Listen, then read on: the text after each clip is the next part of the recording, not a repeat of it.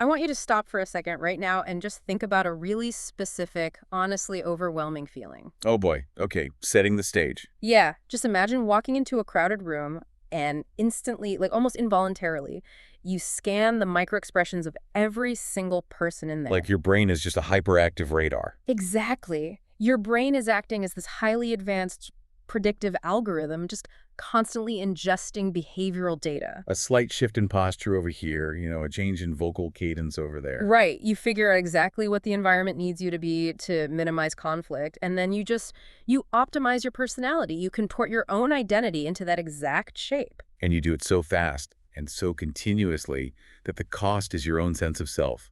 It's just exhausting. It is an agonizing, suffocating way to live. But here's the crazy part.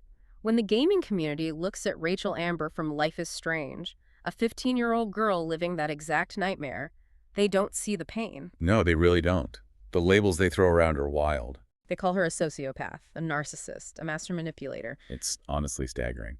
So, welcome to today's deep dive. We are tearing those labels completely apart. We've got a massive stack of community essays, Reddit debates, and a really detailed YouTube video transcript analyzing her character. And our mission today is to cut through that harshness, right? Exactly. We want to uncover the deeply misunderstood, tragic kid hiding behind this agonizing mask of perfection. Because the disconnect between the psychological reality of her situation and how the fandom analyzes her is just, it's massive. It really is. Have you ever felt that exhausting pressure of trying to be everything to everyone?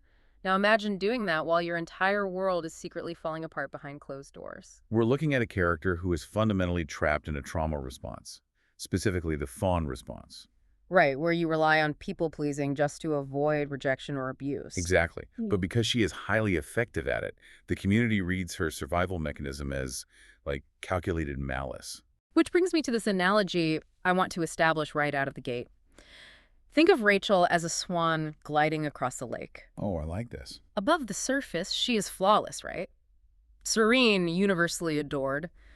But underwater, She is just paddling frantically. frantically, just trying to survive the currents pulling her under. Yeah. But the players only see the swan. They see the straight-A student, the 4.0 GPA, the principal's administrative assistant. The star's the tempest. Yeah, exactly. They see how she seamlessly moves between the Vortex Club snobs and the skater outcasts, and they assume there's a cold, calculating architect behind it all. But looking at all the data from these sources, I'm not seeing an architect at all. I'm seeing a kid running a corrupted operating system that she didn't even write. That algorithmic metaphor is honestly the best way to look at it. She isn't plotting in a dark room about how to manipulate everyone. Right. She's running a program installed by her environment.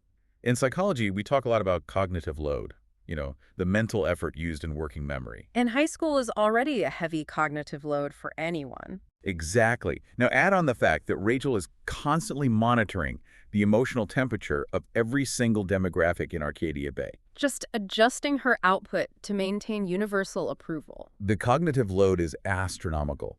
She is essentially processing 1 million social calculations a second just to feel safe. But the players, the adults sitting safely behind their screens, they don't feel that cognitive load. No, they just see the result, which is why there's this overwhelming backlash. I mean, you have video essays with titles literally declaring her toxic while simultaneously admitting they're captivated by her. It's like they feel personally victimized that she isn't perfect. Okay, let's unpack this for a second. If a teenager is just trying to survive a complicated period of her life, why do we hold her to the moral standard of a fully developed adult? It's a great question, and it really comes down to how human beings process shattered ideals. Right, because in the first game, she's literally just a missing person poster. Exactly. She functions as a blank canvas. She's the town's Laura Palmer. Every character projects their deepest desires onto her. Chloe sees a savior, Joyce sees a cautionary tale, the Vortex Club sees an idol. And the players adopted those projections. They fell in love with the mythology of the perfect golden angel. Then the prequel happens, and they actually have to interact with the flesh and blood human being. And the algorithm glitches. She's impulsive, she's angry, she's hurting. And the players read that humanity as a betrayal. I was reading this Reddit comment pointing out how absurd it is that 30 and 40-year-old men in the fandom are relentlessly judging her. Judging a 15-year-old girl. Yes. And what are her so-called crimes? Skipping class, stealing a bottle of wine, Kicking a trash can. kicking a trash can. It's almost comical. They're applying the impulse control of a grown adult to a teenager in the middle of a systemic psychological collapse. We really have to talk about the neurobiology of adolescence here, Yeah. because the community completely ignores it. Please dive right in because people need to hear this. At 15, the prefrontal cortex, the part of the brain responsible for executive function, long-term planning, evaluating consequences, it's still fundamentally under construction. It won't be fully developed for another decade. Right. Meanwhile, the limbic system, which processes intense emotions and threat detection, is hyperactive. So her emotional accelerators are literally pinned to the floor. And her neurological brakes haven't even been installed yet. Judging her through the lens of a mature brain is just scientifically illiterate. Which means calling her a master manipulator gives her way too much credit for foresight. Absolutely. A master manipulator requires long-term strategic planning. Rachel is purely tactical. Surviving minute by minute. Exactly. And to understand why her threat detection system is so hyperactive, we have to look at the environment that calibrated it. Right, the Amber household. Which, I mean, we don't need to rehash the basic lore. We all know James is the district attorney, and Rose is the image-obsessed mother. But we do need to look at the family systems theory at play. How does a child's brain adapt when raised inside what is basically a PR firm masquerading as a family? Oh, that's such a good way to put it. A PR firm. It adapts by internalizing that love is entirely conditional on performance. James treats his house like a cross-examination. His whole career is building narratives and managing optics. In that house, truth is irrelevant. Perception is everything. And Rose models the required response to that authority. By just being the submissive Stepford wife who actively erases her own feelings. Exactly, just to ensure the pristine image of the family remains intact. So if you're a child born into that ecosystem, your brain quickly learns a terrifying lesson. Authenticity is dangerous. Yes, expressing a negative emotion threatens the family's image, which threatens your attachment to your caregivers. To survive, you have to become a mirror. You reflect James's need for control by being the perfect 4.0 student, and Rose's need for stability by never showing your own pain. Precisely. And this is the true origin of the social chameleon trait. It is not an offensive weapon. It's a defensive shield. Exactly. People who develop this level of pathological masking suffer from extreme hypervigilance. They walk into a room and their brain subconsciously asks, who do I need to be right now so I don't get abandoned? And for Rachel, this masking behavior just bled out of the Amber household and infected every single social interaction. She couldn't turn it off. Here's where it gets really interesting, and I think totally missed in the community discussions.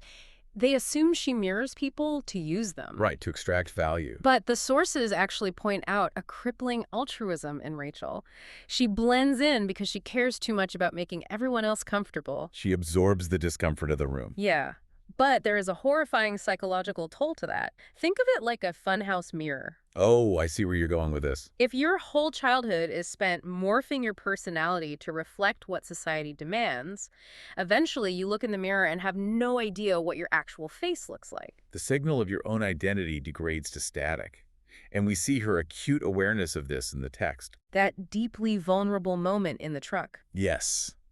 Where she asks if it's possible to act so much that you completely lose your own personality. That you just become a composite of what everyone else requires. And let's be clear, that is not the inner monologue of a narcissist. Not at all. A narcissist thinks their false self is superior. Right. Rachel hates her false self. She's terrified of it. She is experiencing profound depersonalization. She is practically begging for someone to tell her there is an actual human being underneath all the performances. But cognitive load has a breaking point. You cannot sustain that level of hypervigilant masking indefinitely. Eventually, the system crashes. And that crash is guaranteed when the environment you are contorting yourself to appease suddenly breaks its own foundational rules. Which brings us to the park, the worst week of her life. The viewfinder, the kiss under the tree. The revelation about Sarah. I mean, we need to look at the structural, psychological collapse happening in her mind in that exact millisecond. The magnitude of that betrayal cannot be overstated. When a child catches a parent in a massive lie. Especially a parent who demanded absolute perfection and honesty from her. Exactly. It doesn't just damage the relationship. It destroys the child's entire cognitive schema. Her father was the architect of her reality. He defined what was true. And in the span of a few hours, Rachel learns the architect is a total fraud. The man who demanded she sacrifice her identity for the perfect family was burning that altar to the ground behind her back. And the layers of the lie are what make it lethal. It's not just an affair. She finds out her biological mother isn't a deadbeat drug addict. Right, and that her district attorney father is literally utilizing a violent criminal network to silence her. He hired Damon Merrick, a literal predator brought into their orbit just to protect his political optics. From a psychological standpoint, this induces pure cognitive dissonance. The facts of her reality are in violent opposition to her foundational beliefs. The perfect father and the monster hiring a hitman cannot exist in the same space. And when that dissonance shatters her worldview, the masking algorithm completely fails. There's no reason to maintain the performance because the audience is a sham. Which brings us to the junkyard. Ah, yes. The moment the fandom points to as undeniable proof of her sociopathy. Right, because she screams, kicks a trash can, and sparks a massive forest fire. I really want to push on this. Yeah.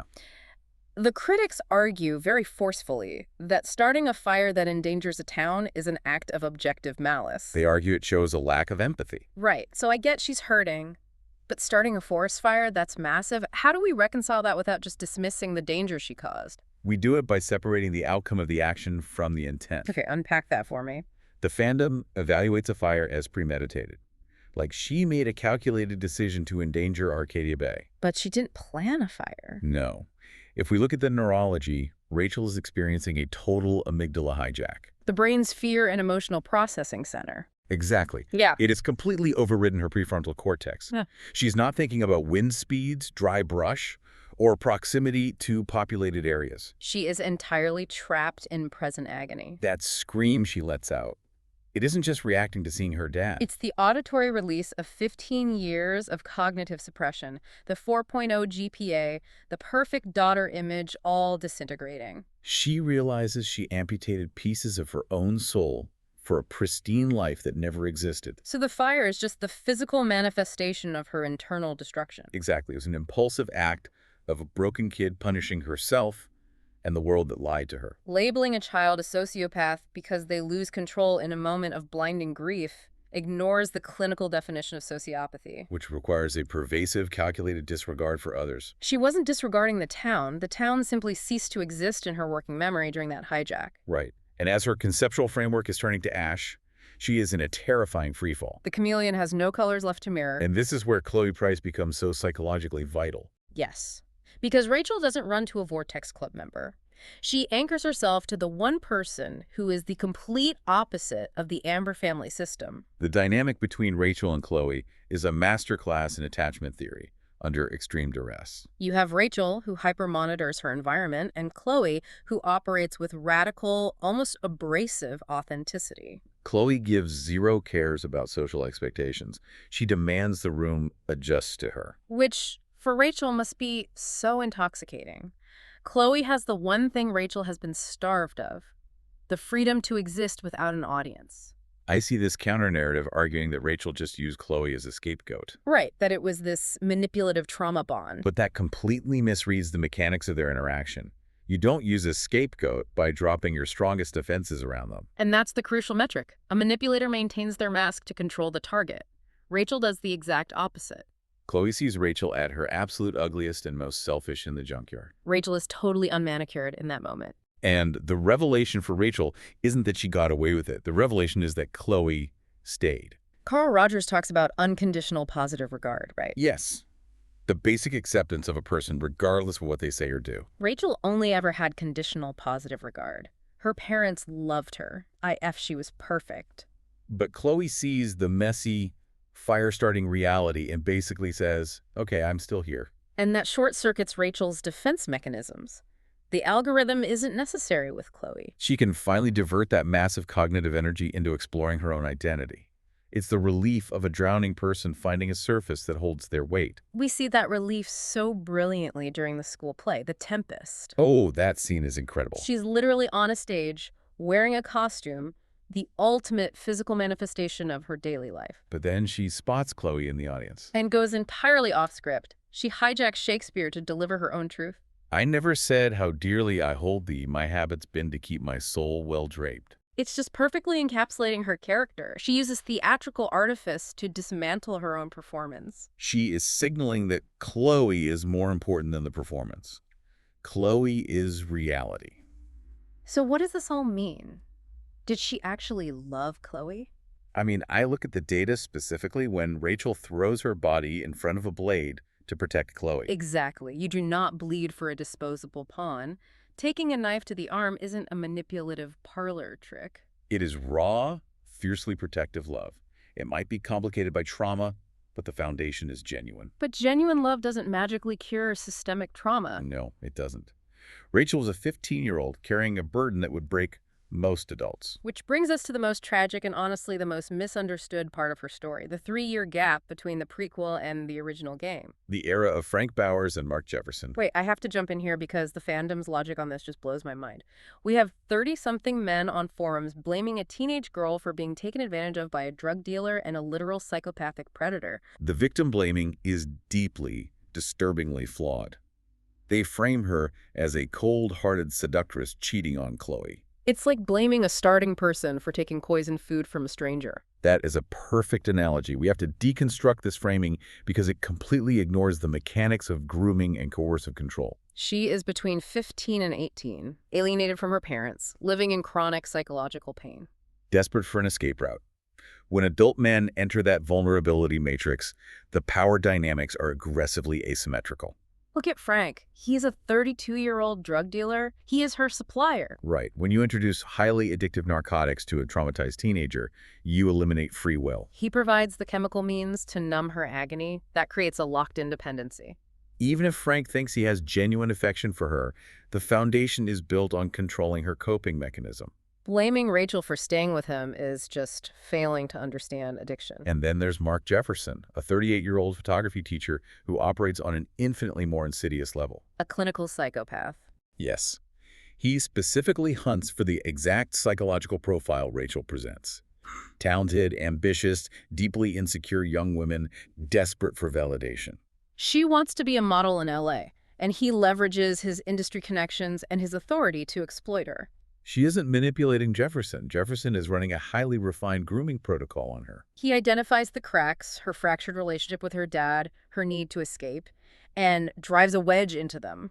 But the community points to the fact that she hid these relationships from Chloe as proof of her deceitful nature. They say, if she loved Chloe, why lie? They lie because of shame. It is a hallmark of victims caught in grooming cycles. They compartmentalize the abuse. Rachel knew Chloe was the only pure thing she had. The shame of what she was doing with Frank for drugs or whatever Jefferson was maneuvering her into, she internalized that as her own filth. She is running the algorithm again, trying to curate the information Chloe has access to. She lies out of a terrified belief that if Chloe saw the reality of her degradation, Chloe would walk away. She is trying to protect her one sanctuary from the radioactive fallout of her own life. It isn't malice. It is profound, isolating desperation, and it makes her ultimate fate so devastating. The predators she turned to for an escape route were the ones who ensured she never left. She was denied the opportunity to outgrow her trauma. To let her prefrontal cortex develop. Which really opens up this compelling question. What if Rachel lived? What if she managed to break free from the gravity of Arcadia Bay? The lore establishes she had terrifying potential. Right. The grades to study international law, the charisma to become a model in Los Angeles. If we extrapolate her profile into adulthood, removed from that toxic family system, those trauma responses could metabolize into extraordinary assets. The social chameleon trait, uncoupled from fear, becomes supreme emotional intelligence. Exactly. The hypervigilance translates into an uncanny ability to negotiate, to persuade, to command a courtroom or a film set. I just imagine her in LA with Chloe. In Arcadia Bay, her adaptability was a cage. In Hollywood, it's the key to the kingdom. But the crucial difference in that alternate reality is Chloe. Yes, Chloe as her grounding force. If she enters high-pressure environments alone, she risks becoming the mask completely. But Chloe acts as the tether to reality. When the cameras turn off, Chloe demands Rachel drop the script. Chloe provides the unconditional positive regard that lets Rachel recharge. It's like Rachel was this brilliantly bright shooting star that burned up in the atmosphere just moments before it could break out into the open universe. That is the tragedy of her potential.